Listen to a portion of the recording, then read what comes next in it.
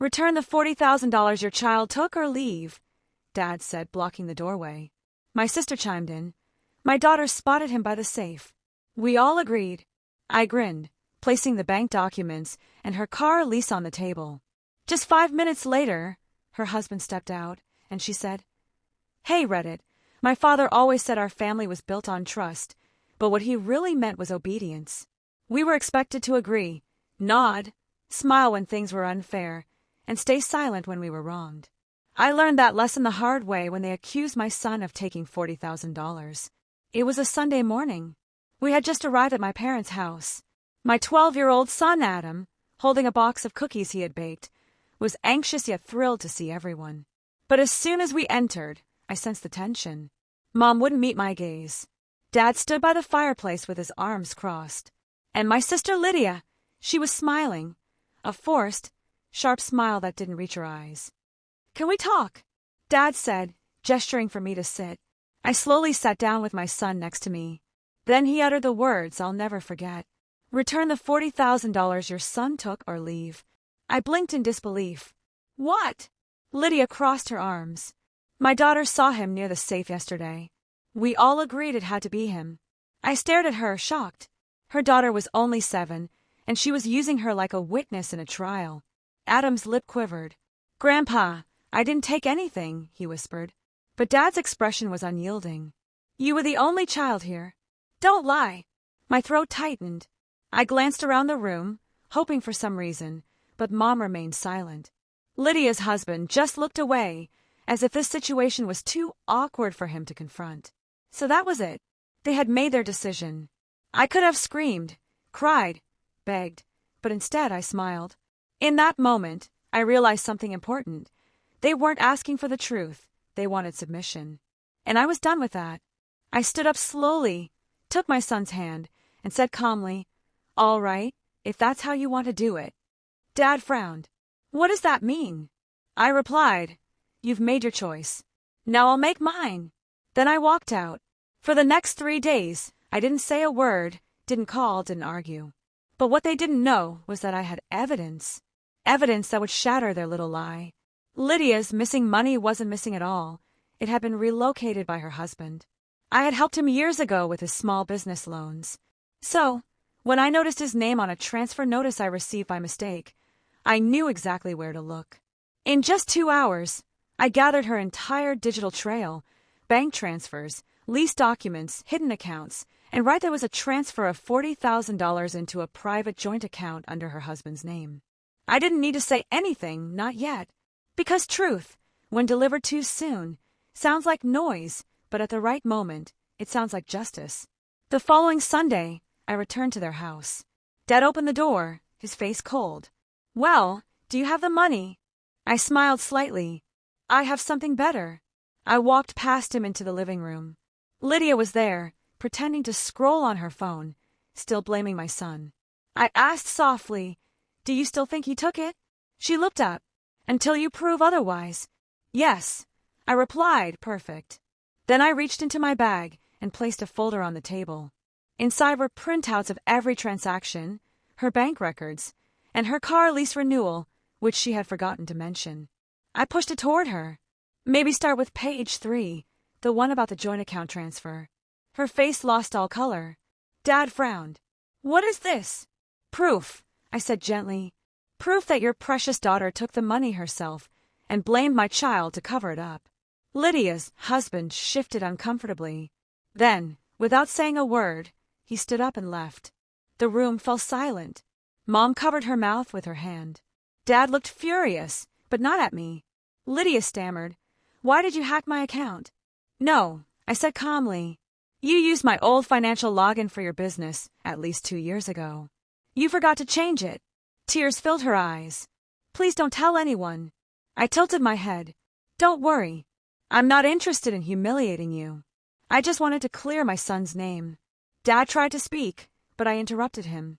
Save it, Dad. You believed her without question. You looked my child in the eye and called him a thief.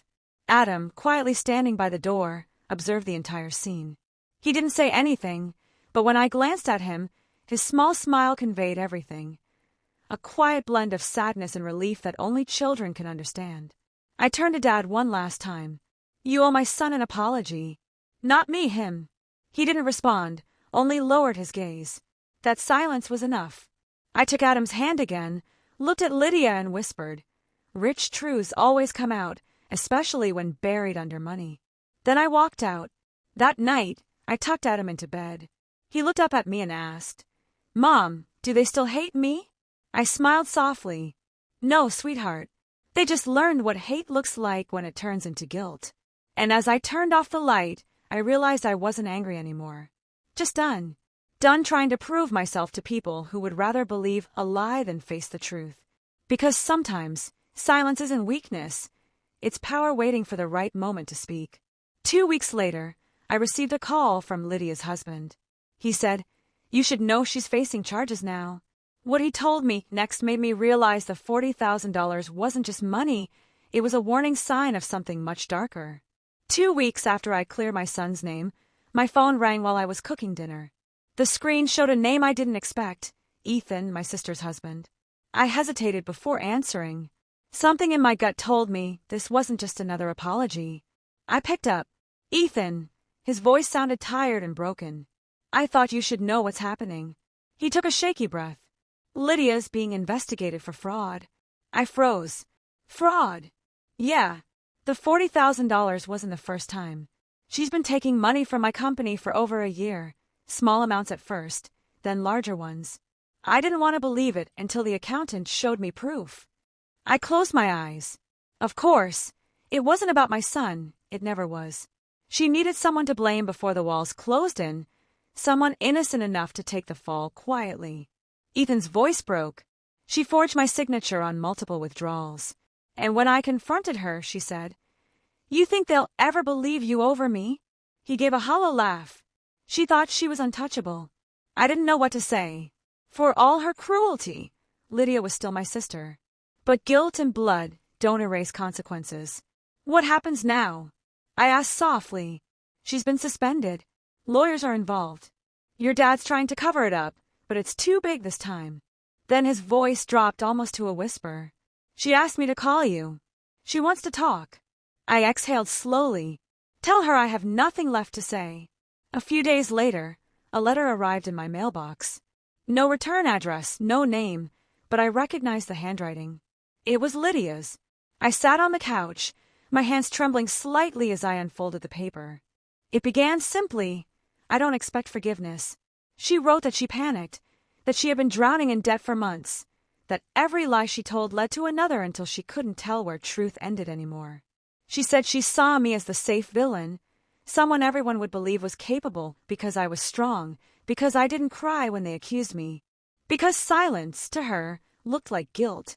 Then she wrote something that stopped me cold. "I blamed your son because I wanted to hurt you. You had peace, and I didn't. You built something of your own, and I hated that." My chest tightened. 4 years, I had wondered why she looked at me with that quiet envy, that constant need to outshine. Now I understood it wasn't pride, it was pain, and she had weaponized it. The letter ended with one line that felt like both confession and surrender. "Tell Adam I'm sorry. I hope he grows up to forgive a world that won't always deserve it." I folded the letter, set it aside, and sat there staring into space. I didn't cry. I had run out of tears for her a long time ago, but for the first time, I didn't feel anger either, just a sense of finality. The next morning, Mom called. Her voice was softer than usual, almost fragile. "She's gone," she said. My heart stopped. "What do you mean, gone?" "She left. No one knows where. Just packed a bag and disappeared." I sat in silence for a long time. Part of me was furious, part of me was sad, and part of me, the part that had learned peace the hard way, just hoped she had finally found her reflection somewhere she could confront it. Later that morning, Adam came into the kitchen. He saw the letter still sitting on the counter. "Is that from Aunt Lydia?" he asked quietly. I nodded. He hesitated, then asked, "Do we hate her?" I smiled faintly. "No, sweetheart. We don't hate broken people. We just don't let them break us again." He nodded thoughtfully and went back to his homework. In that moment, I realized something. The true gift from that entire nightmare wasn't revenge, it was wisdom. Because when you survive being blamed for something you didn't do, you learn how powerful silence can be, how peace can be louder than shouting, and how truth, once set free, never needs to scream to be heard. Weeks went by. Life moved on. I changed my number, sold my house, and started fresh somewhere quieter. Occasionally, a letter would arrive, sometimes from Mom, sometimes from Dad, but never from Lydia. And that was okay because closure isn't always a conversation. Sometimes it's the sound of your own voice, calm and steady, saying, I survived it. I'm free now. And every night when I tuck Adam in, he asks, Mom, are we safe now? I always smile, kiss his forehead, and whisper, Yes, sweetheart. We're finally safe. They accuse my son of stealing $40,000.